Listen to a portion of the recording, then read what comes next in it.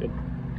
Hey, this is how you're going to set your camper up when you get to the campsite. So the first thing you're going to want to do when you're backing up, you're still hooked up to your vehicle. You're going to make sure that side to side under your wheels that you're leveled. So you can do that a couple different ways. You can do that with things that we have in our camp store. They're like little Lego blocks. They're called Lynx levelers. Or what you can do is you can take 2x6s or sorts and kind of stack them in different ways. But what you want to do is make sure that side to side you're level before anything else, because that's what matters. The front to back is very easy to level. You do that with your tongue jack, whether it's a crank or a power. This one's a power, but very, very simple. You get your front or your side to side first. By how do you do that is you just put some blocks on one side or the other depending on what it is, and then you drive the trailer either backwards or forwards onto those blocks until you get it to a position where you feel you're nice and level. You can bring a level with you if you'd like.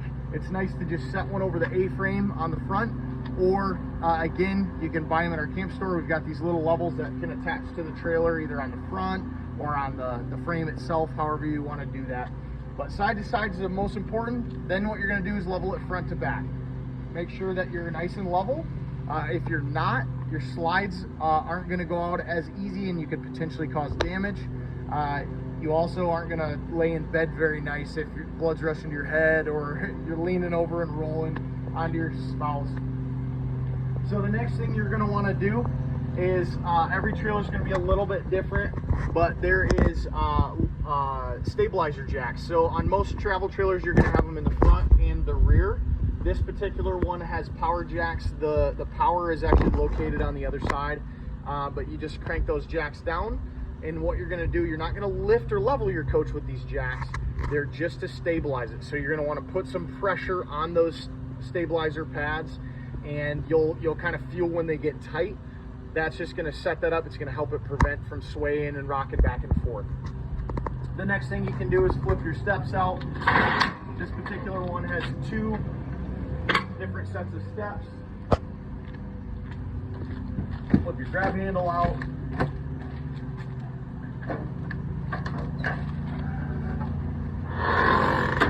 And then you can do one of 2 things. You can either do your slide or you can hook up your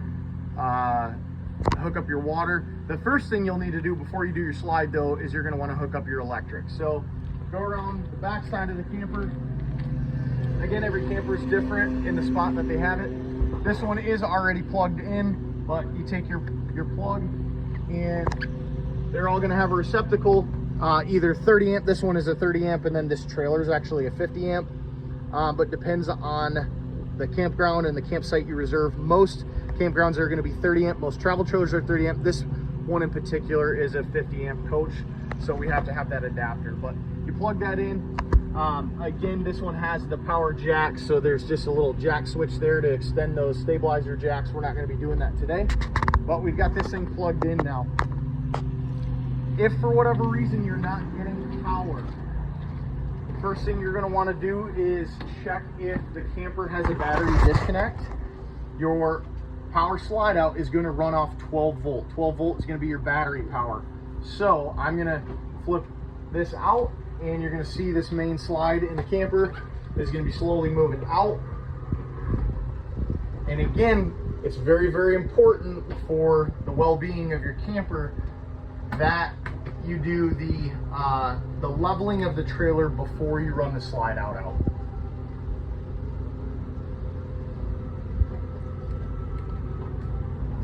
Okay, this particular one's got the slide out now. Now we're going to go back outside and we're going to plug in all our hoses, go over all of that stuff. Okay, there's 2 different ways you can get water in a camper, and it depends on the campground that you're at. There is, in this scenario, you're going to zoom in on this. This has a little release valve. This is what they call the freshwater tank, and that's just a little overflow. This is, you're going to fill a hose up and actually fill your water tank. That's a reservoir inside the trailer. That's one way of getting water. To use that water, you're going to have 12 volt power, and you're going to 12 volt power being your battery, and you're going to have to flip on your water pump. That's the only way you can use it. Typically, that's going to be at state parks or anytime that you're dry camping, you know, elsewhere. So you fill that water up and you're carrying water. Most campgrounds will have a fill station. Even state parks have a fill station at the beginning, but that fill station is something you'll have to go back and fill up after you run out of water again. There's also a second thing called our city water connection, and it looks like it's going to be on the other side.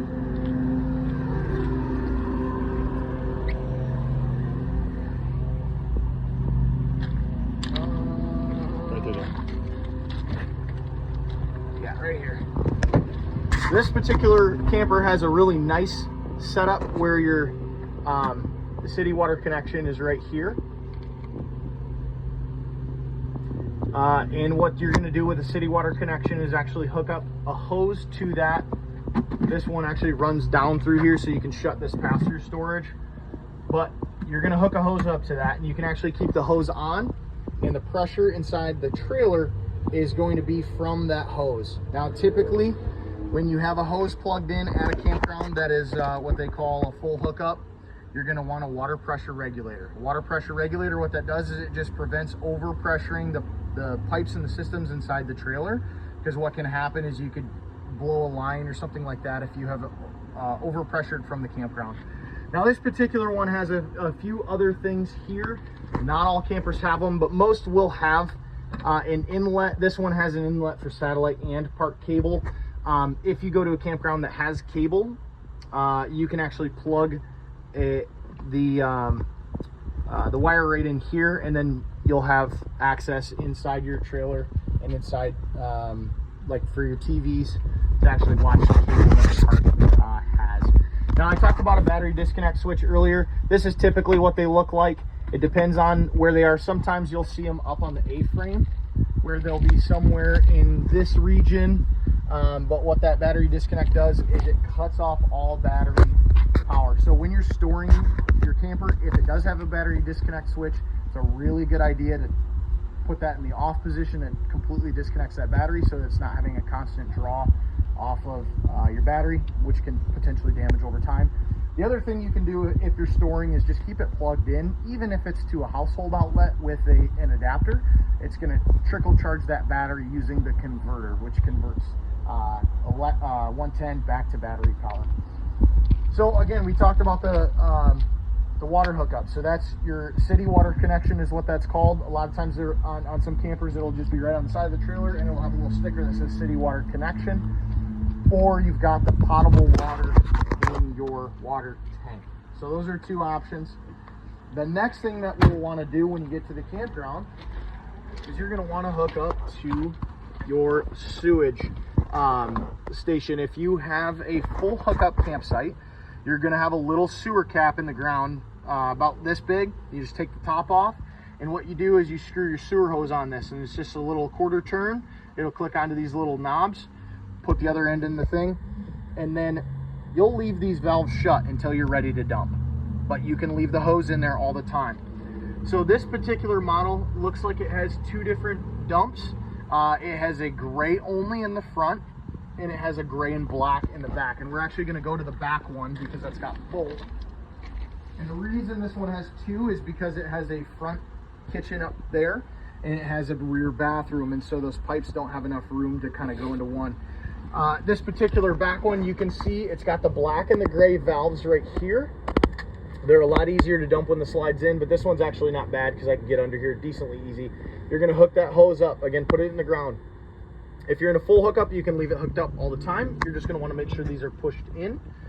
If you are at a campground that only has a dump station, so you're dumping on your way in or on your way in and your way out, you just hook it up, put it in the bottom, and then you're going to pull.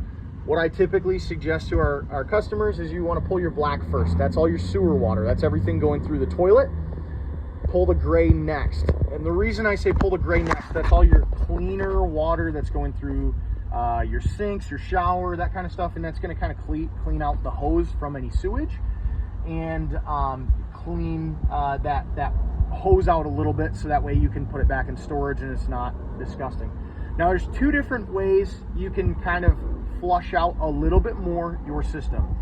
if you do not have a black tank flush, which it's about 50-50 whether campers come with it or not, you can actually dump water through the toilet or through any of those. The toilet's going to clean out the black tank, but you can dump it through the sink and that kind of just, again, do a last minute flush. Or if you have a camper with a black tank flush, and I'll show you what one of those looks like. This is really nice. This particular one has a black tank flush. You just hook a hose right onto this. And the reason why that's important, this is actually going to have sprayers inside of your black tank. You crank that hose on, and it's actually going to spray inside that tank, clean out toilet paper or any solids that are still in there, and just overall give your black tank a lot healthier longevity, and you're not going to get that nasty smell that can happen in older campers if you don't take care of them. Now, some simple maintenance tips that you can do to keep that smelling fresh and clean. We do have little tablets that you can drop in, just little droplets, different flavors and stuff that make it smell a little bit nicer. The other piece of it is you have on this particular one, and not all of them, there's a little spray port. Some of the campers have outside kitchens. You can put a little spray hose in there. You can actually even hose out your sewer hose and so on, and actually put it in the end cap of the trailer. It just slides right in there. Makes it nice and easy to store. That way it's not in your pass-through with anything else that you have. Just kind of keeps that thing looking and smelling fresh. That way you're not messing around with having to buy a new hose every few years. A couple other just maintenance tips while I'm at it. Make sure that you're getting up on the roof at least 3 to 4 times a year and checking out the seals. Manufacturers require you to just look at the seals, inspect them every 3 to 4 months. That's suggested in Michigan. It's really easy to do. Do it before you put it away in the winter. Do it first thing you take it out in the spring, and maybe once or twice throughout the summer. Check those seals, make sure it's not missing any caulk or anything like that. Basically everywhere that there is a hole or cut in the roof, so where the air conditioner went in, where the vents went in, where the skylight is, all those have caulk around them, and we want to make sure that there's not any missing caulk, because that can by doing that you'll prevent leaks from happening. If there is, buy some self-leveling caulk either from us or anywhere you can do that, and just seal that camper up. We don't want to have any water inside the camper, because that can cause a lot of issues, damage down the road, especially if it goes unnoticed. That pretty much gets you set up on your campsite. So again, what you're doing is leveling the coach from the wheels side to side first, front to back from the tongue jack. Then you're hooking up your power.